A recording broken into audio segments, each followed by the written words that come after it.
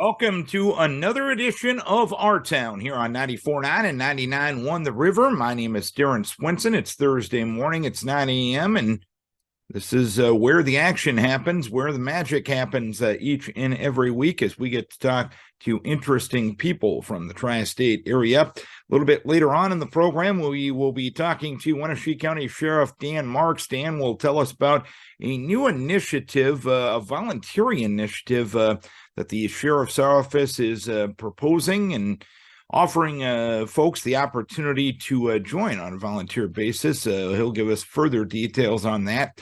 January is National Mentoring Month. Kathy Schwartzhoff from Helping Services for Youth and Family will join us.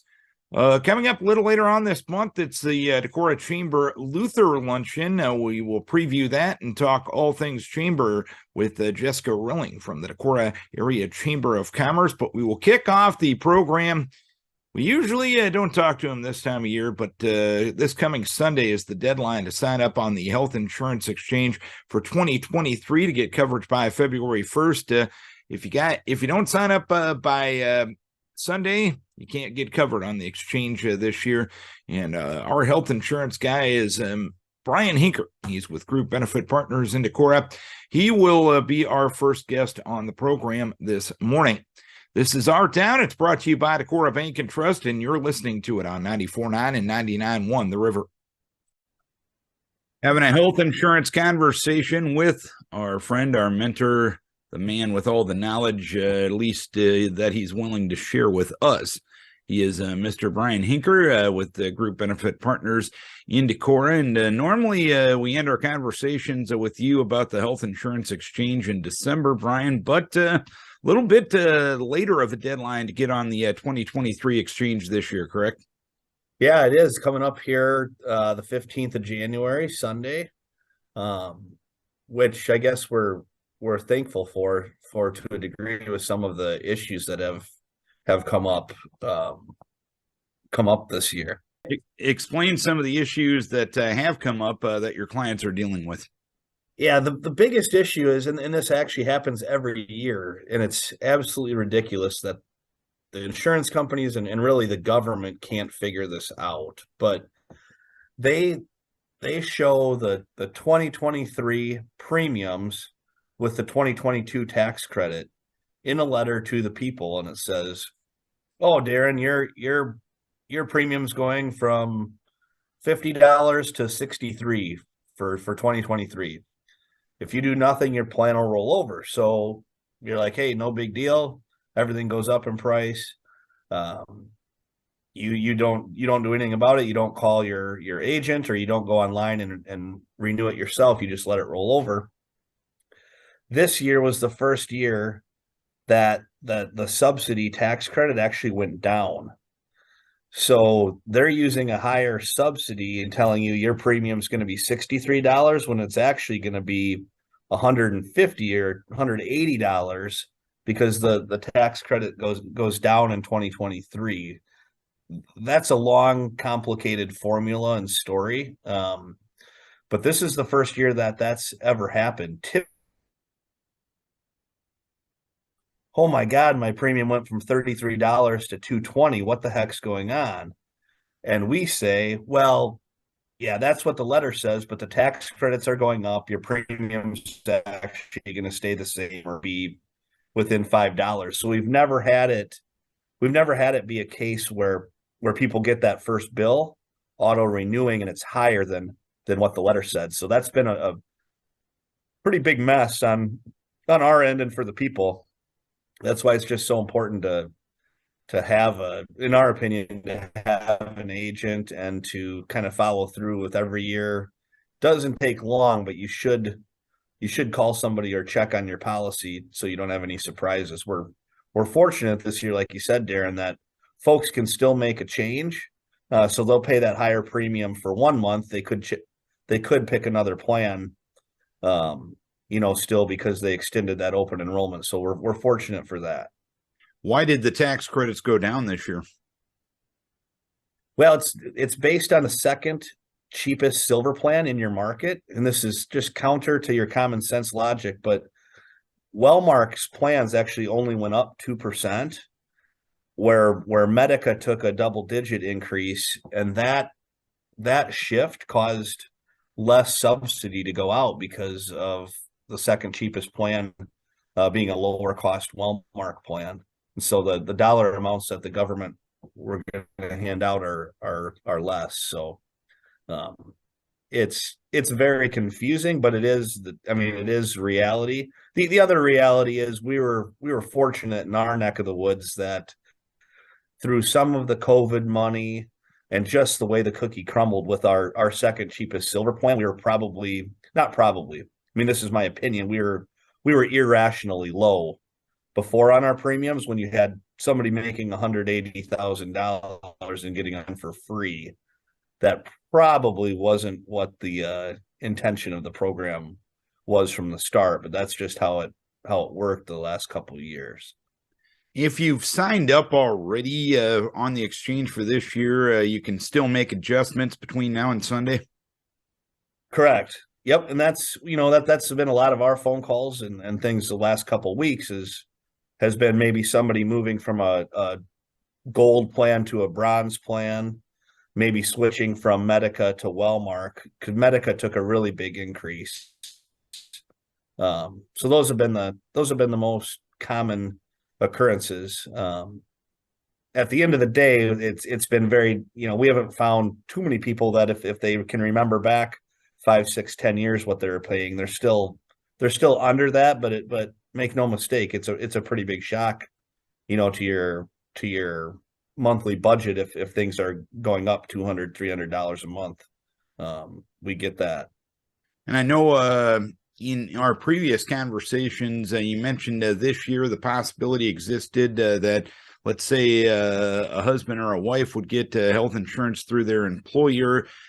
If things are more affordable for their spouse and their kids through the exchange, they can sign up on that. How many people that you are dealing with have gotten that possibility this year? I would guess we're over 100 people in our office and many more that we've talked to that have been able to save significantly on that. So that'll be a point of focus for us, even on the consulting side for like group plans.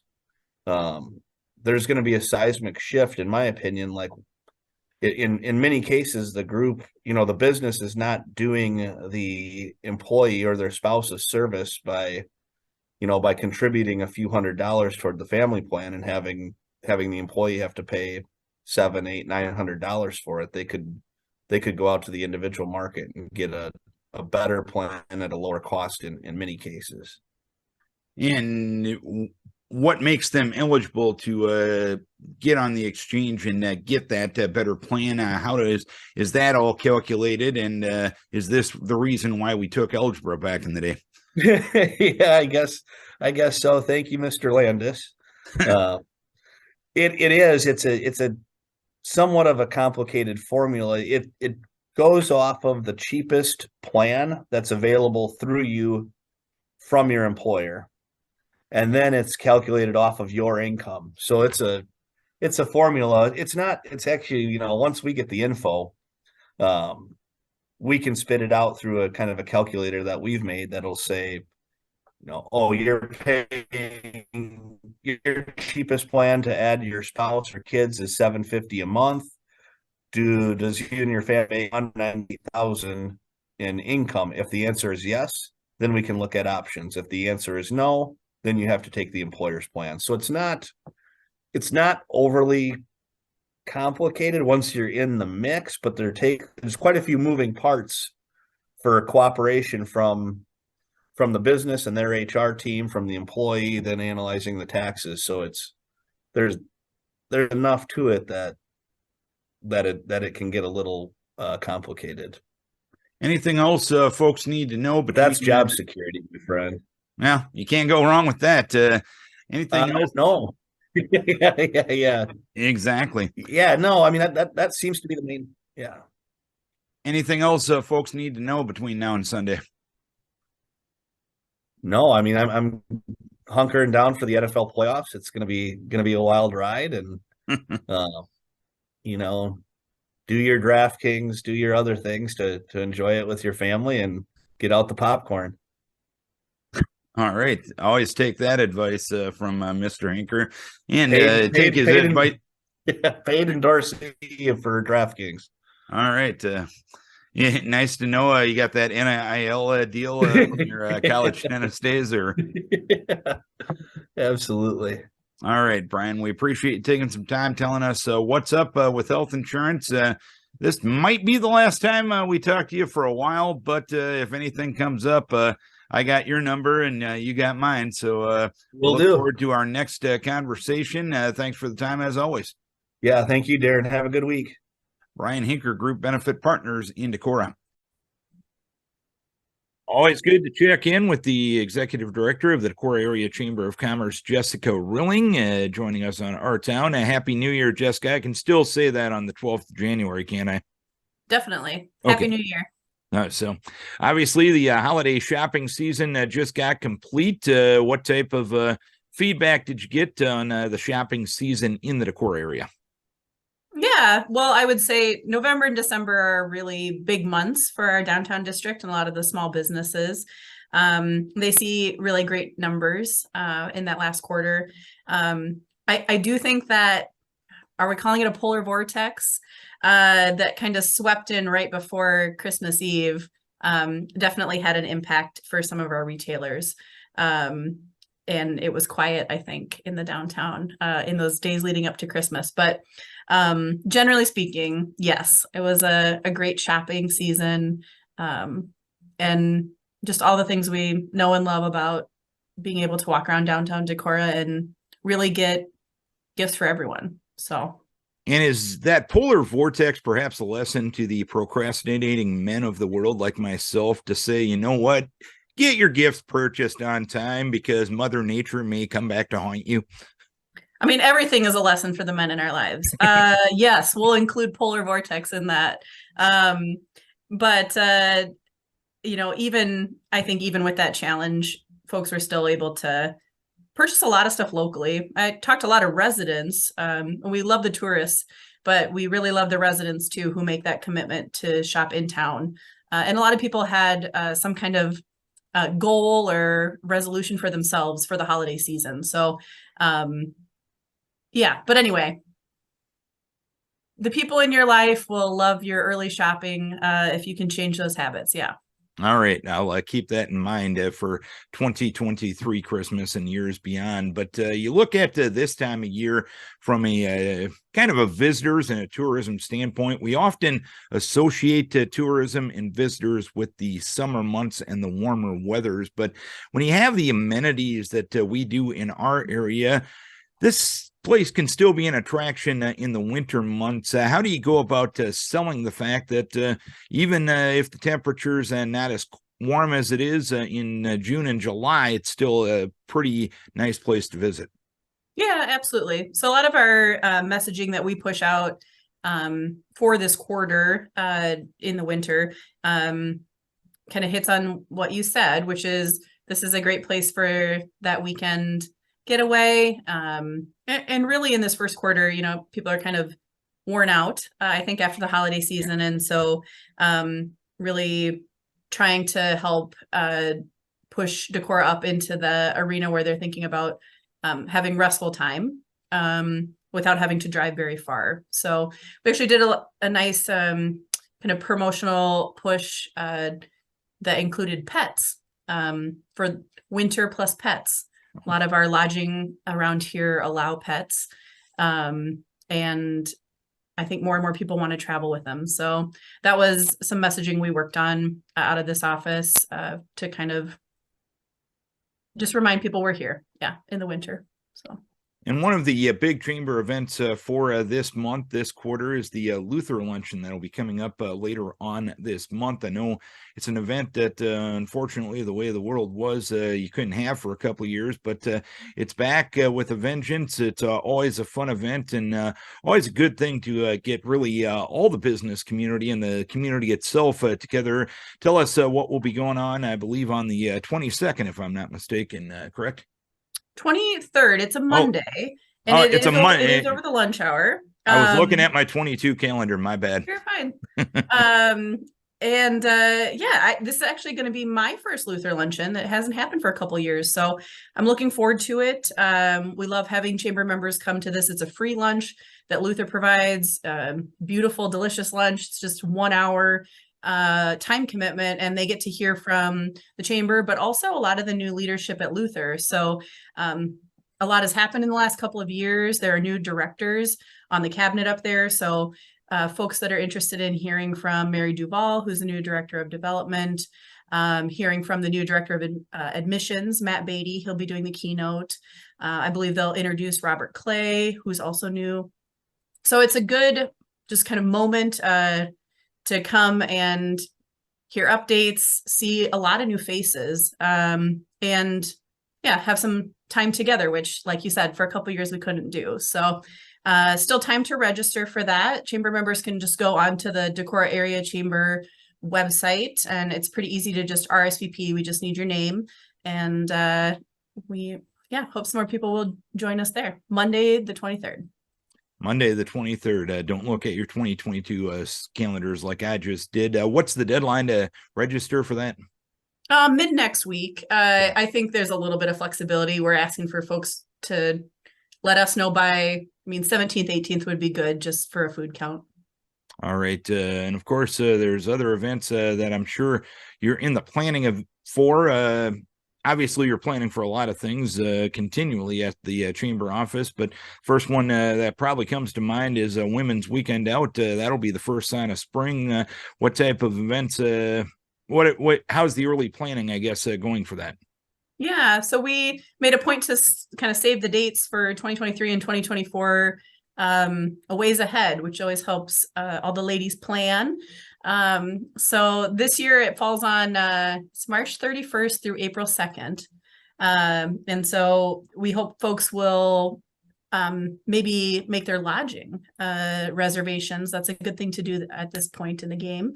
And retailers are excited that they always offer specials, and there's a nice amount of live music and events. So enough to fill up that weekend and really make it fun. Anything else we're missing? Anything else you want to pass along from a chamber perspective this morning? Oh boy. Well, in the first quarter, the chamber does a lot of work to plan for the whole year. So we look forward to just reconnecting with all of our members. And this is a great time if people are hoping to see something when it comes to like professional development or a special type of event. This is a really good time to reach out to us, actually, because that's what we're planning and kind of laying all of that programming and schedule out for 2023. So otherwise, gosh, I don't know. We updated our website, and I think it's pretty nice. So if folks haven't seen that in a while and want to look at that, we'll be updating our directory in the next quarter, and that really gives us a chance to reconnect with a lot of people, and in some cases, for me, meet them for the first time. So I'm excited to just really, have all of those businesses represented with new images and updated information, and look forward to talking to everybody. All right, Jessica, we appreciate you taking some time telling us everything going on at the chamber. Always a busy time of year for folks in your office. Thanks for the time. A happy New Year to you, and here's to a great 2023 in the Decorah area. Thanks, Darren. Jessica Rilling from the Decorah Area Chamber of Commerce. January is National Mentoring Month, and when we want to hear about the great things going on with mentoring in Northeast Iowa, we talk to our friend Kathy Schwartzhoff with Helping Services for Youth and Families. And Kathy, mentoring is a program that your organization has been involved with for quite some time, and it's done so much good for not only young people, but the mentors themselves. And it's continuing, and it's good to recognize those that are involved in this program during this month. Give us a general overview of the mentoring program that Helping Services provides. Yes, youth mentoring has been in Helping Services for around 23 or 4 years. It's actually 1998, so whatever that math is. And we offer a positive adult role model to youth between the ages of 6 and 16 in Almaquee, Delaware, Howard, and Winneshiek counties. And so mentors can be anyone 17 years of age or older. And we have several models in place. Mentors can be individuals, they can be couples, whether that's a married couple or two friends. We've had two sisters that have mentored a youth together. Also, families are options. And then where the actual mentoring happens is another kind of choice that folks can go to a school, and a school that works with us. And for 1 hour a week, they spend time with the youth, either during their recess or their lunchtime kind of thing. So they're not missing their academic work that they need to do. And then the other option is that mentors are out in the community, going out to eat, going on a walk, painting together, fishing, doing whatever they enjoy kind of thing. And both of those options, we require a minimum of 4 hours a month, and then request a year's time. So that way you can develop a relationship, and most mentors spend more than that year with a youth, because year's not very long. When you think about it. So that's kind of the quick and Reader's Digest version about the mentoring program. And I just look at it from the outside looking in. You mentioned the mentors are for young people 6 to 16, and sometimes, especially when you get to about 12 to 16, sometimes your parents aren't the coolest people in the world. You realize they're cool as a later age in life and everything like that. And it's always good to have those adult role models that maybe aren't your parents, to know the fact that there are other people looking out for you, and that can help guide you in the ways and the highways and byways of life, isn't it? Exactly. And we've had recently a youth who was really struggling with some decisions. Her self-esteem was pretty low. She was actually suicidal, was doing some risky behaviors like drinking alcohol and vaping and using marijuana, and having various relationships with people, just really risky behaviors. And her mentor was with her as she was doing these things. And with the mentor's help, the help of the family and professionals, she realized that those decisions were not helpful in her life.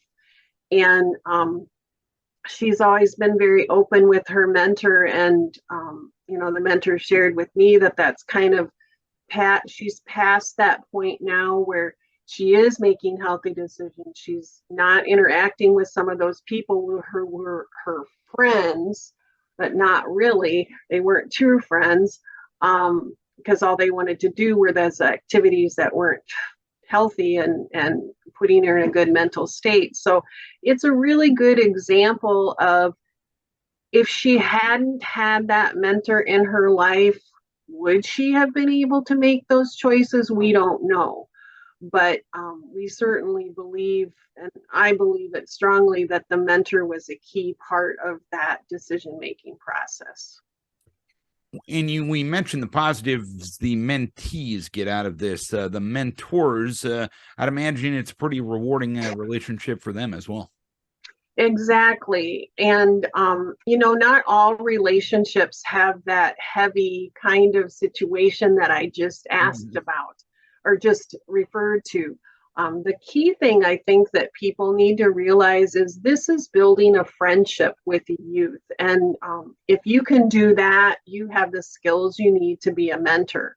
But as you said, the benefits are huge. We have lots of mentors who say, oh, I feel like I'm young again because I see the world through the eyes of my mentee. And sometimes that's much simpler.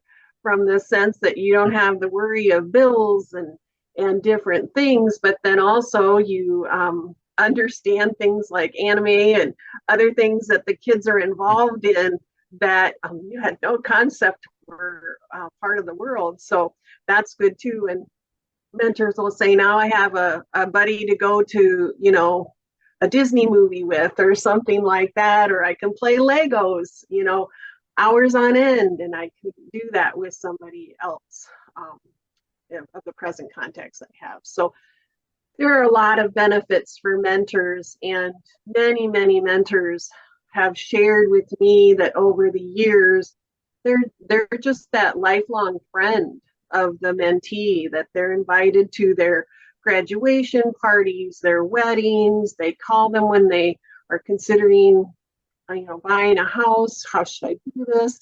It's that person that was there when they were younger, but still is that person that they want to bounce ideas off of. I know earlier this week you were before the Winneshiek and the Alameda County Board of Supervisors with proclamations for National Mentoring Month. I believe you're going to go before the Howard County Supervisors next week. What does it mean that your program is getting the support of the folks that are in charge of counties? It has been going to the county boards of supervisors over the years has really been beneficial to us, not only from the sense that we want the supervisors to know. We don't just go in and say, here's the proclamation, sign it.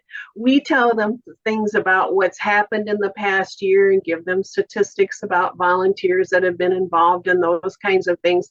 And so here are those county leaders who now have more knowledge about what we are doing, which helps with funding, but also that's not the purpose of why we go, but we also want to raise awareness. And that's one of the key things in National Mentoring Month, is to raise awareness that there are programs that are formal programs that can help people out and stuff. And oftentimes when we take the picture for media, that's posted in area media, the proclamation signing, and many, many times people say, oh yeah, I saw that picture in the paper, now I want to be a mentor. And I'm like, yes. And a couple of opportunities to learn more about the program and possibly become more involved coming up later this month. Your first one taking place on the 24th, is that correct? Yes, yes. We were going to have a training on problem gambling, and the emphasis will be on sports betting. And some of y'all listening may go like, why is mentoring doing this type of presentation? And we, with one of our funding sources with the Iowa Department of Public Health, they want us to do 8 trainings per year on substance abuse prevention or problem gambling topics. And that's part of what we have to do to have the other funding that supports our program. And so the other thing too is related to mentors deal with some of these issues. And it's very cool. The kids take a survey twice a year for us.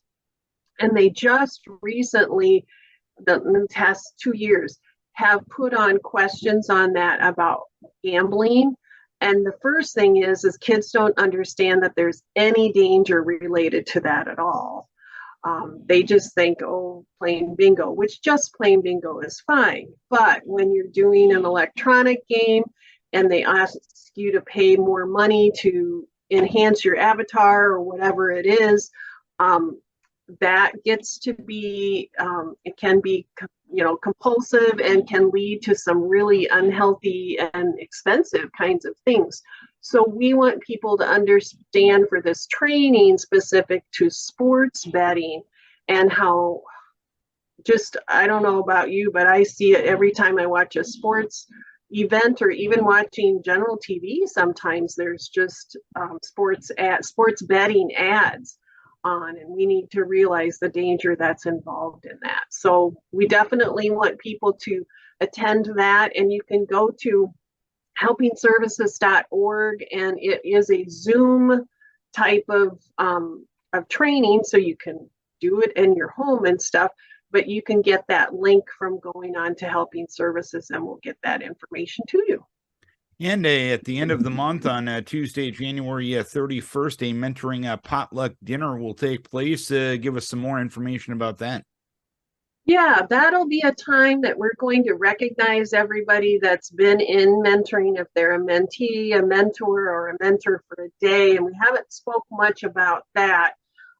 We'll get back to that in a second. But and any steering committee people and Helping Services staff that help us, everybody's invited and their families. It's at First Lutheran Church from 5:30 to 7. We will be providing the main course, if you will. I think we're having sloppy joes. We'll provide drinks and table service. And we ask that mentors and steering committee people and Helping Services staff are going to bring a dish to pass. We don't need other folks to do that because there's always plenty of food. But we do encourage folks to RSVP. So they should contact Helping Services and let us know that they're wanting to attend for the meal. And it'll be it's a really informal kind of thing. And people will get an opportunity to just visit with the people at their table about, what they're doing and how they're involved in mentoring. And the biggest question is, how can people get involved? Well, there is an application process, and two good ways to contact us are to go Google Helping Services or go to helpingservices.org/mentoring. And there's a button that says take the first step, I think is what it says.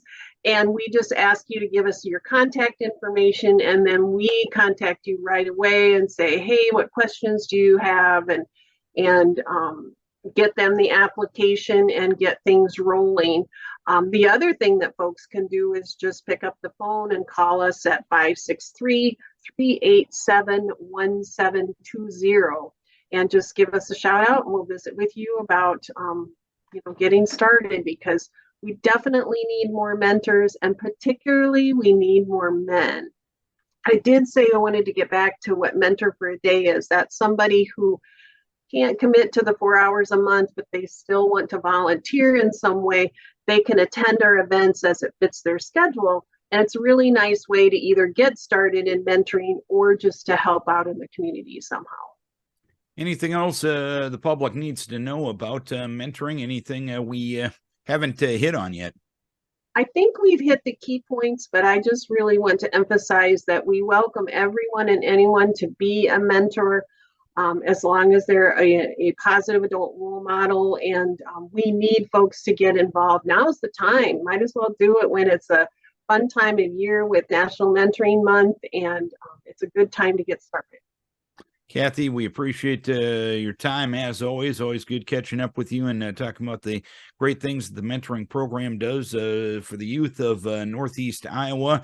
Appreciate your time as always, and thanks to you and everybody at Helping Services for the good they do for our communities. Well, thanks for having me, Darren. Kathy Schwartzhoff from Helping Services for Youth and Families. January is National Mentoring Month. Having a conversation this morning with Winneshiek County Sheriff Dan Marx. Last week, the Winneshiek County Sheriff's Office announced a new initiative.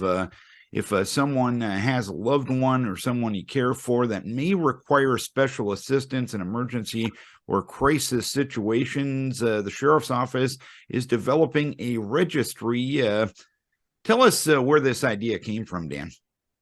It actually is an idea that I got to credit the county attorney with. Our county attorney, Andy Vandermotten, actually said that he had heard about this concept at a conference or a meeting or something that he was at.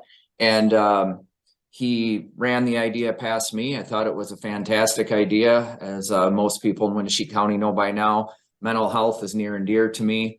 And it's been one of the main things I've tried to focus on and try to bring some good reform to during my time in office as sheriff.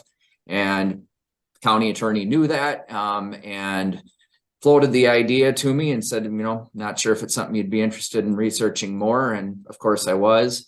And from there, I contacted Police Chief Dave Smutzler, Decorah Police Chief Dave Smutzler, and Emergency Management Coordinator Sean Snyder.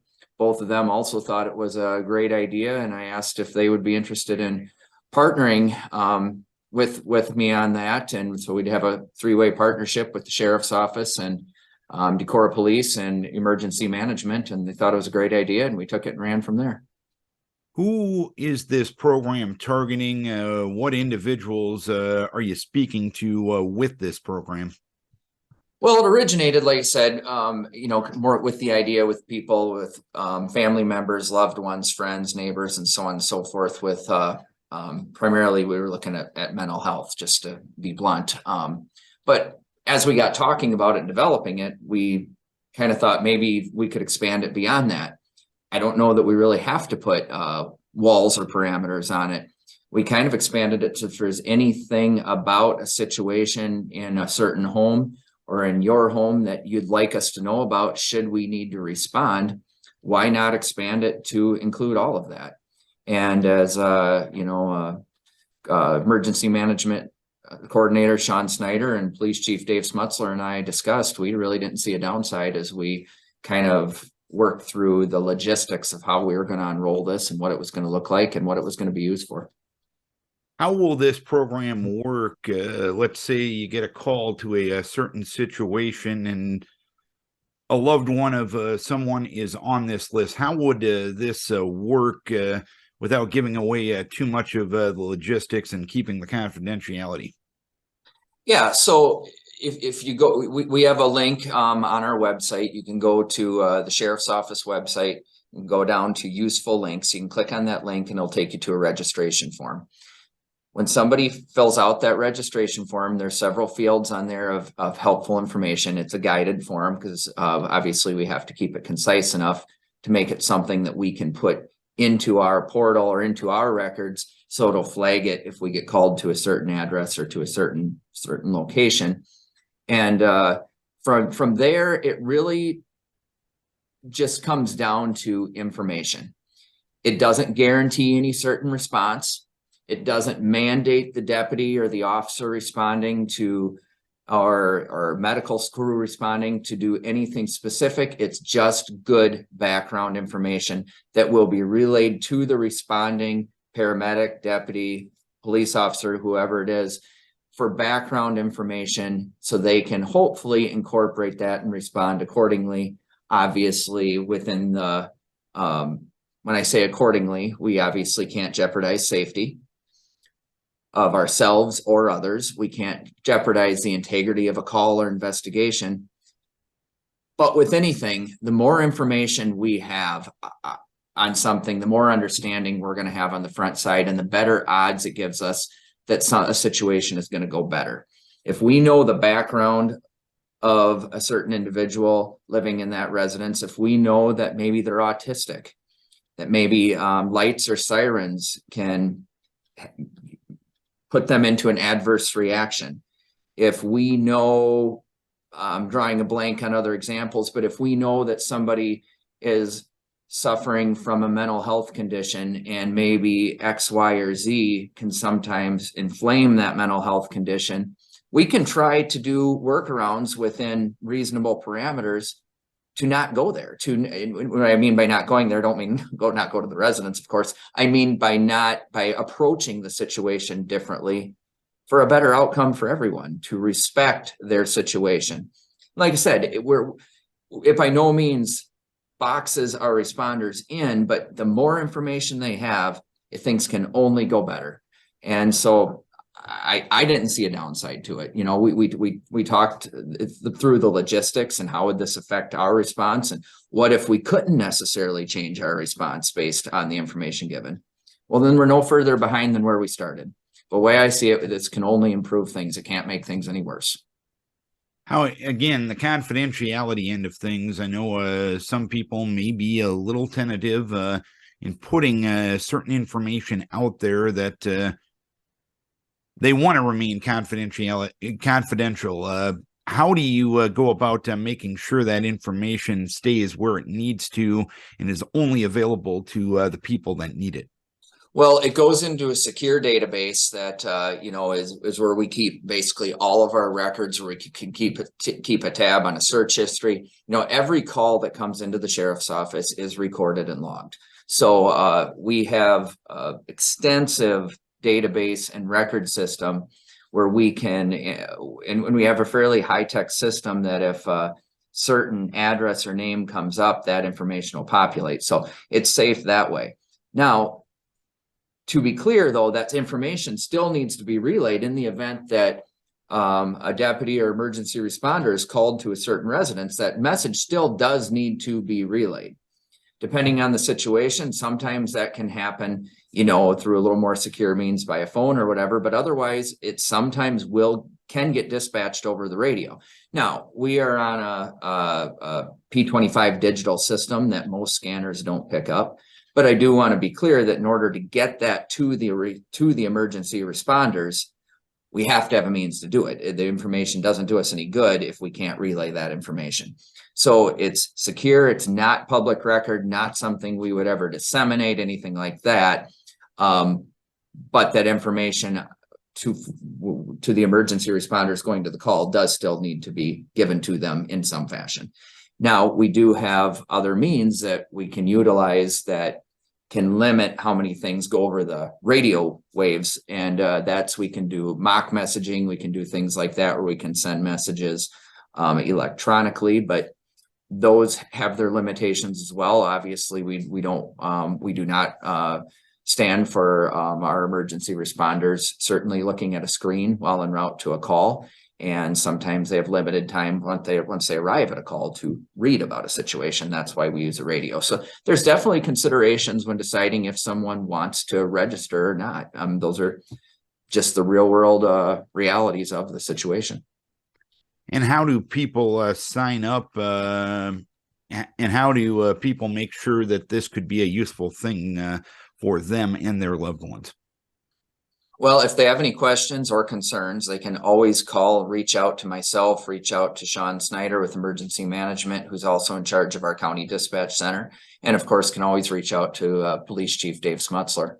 And we'd be happy to walk them through anything. Otherwise, if they go to the link on our website, it kind of outlines, there's a form and it outlines what the program is and what it's meant to do.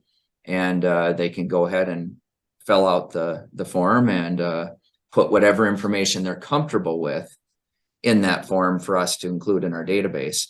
If, of course, if there's information that they're not comfortable with giving us, then short answer is don't give it to us. We're not, it's totally voluntary. We're certainly not trying to glean any information out of anybody that they're not comfortable giving us. And we completely respect that. But if there are some things that they're comfortable with letting us know that they think could be helpful in the event that we would respond to their residents, that's the kind of thing that we're looking for. And we would appreciate knowing ahead of time for a better outcome for them and us, frankly. So, but I stress that it's totally voluntary. And if there's information that they just strictly don't want to give us, then that's okay. We respect that. And with this being a new thing, is this something that you'll look at as things are going and make potential changes as you get more comfortable with this new system? Absolutely. I mean, this is a maiden voyage for us. We haven't had something like this in the past. And with anything, I'm sure we're going to find areas that we've made mistakes or that we need to make tweaks to. And one of the more foolish things we could do is be too proud to admit it, that look, it needs a change, it needs a shift. And if there's tweaks that we need to make to the system, we're well aware of the fact that we're not perfect and we may have to make those changes as it goes. We've done our best and we've tried to think all that through on the front side to minimize the amount of adjustments that need to be made. But as in any new thing, the reality that might need to make some adjustments or improvements or edits or change direction a bit here or there is certainly possible. Anything we're missing in this conversation? Anything else the public needs to know about this system? Yeah, I guess to summarize, it's a system that it's a tool for people to use at their discretion and at their comfort level. And it's a tool that can, for them and us, that can be used to hopefully make a bad situation a little less bad. And when I say that is just the reality of when most of the time when law enforcement or EMS or are called to a residence, we're typically not called because things are going real well. We're typically called in bad situations. That's just the unfortunate reality of the business we're in.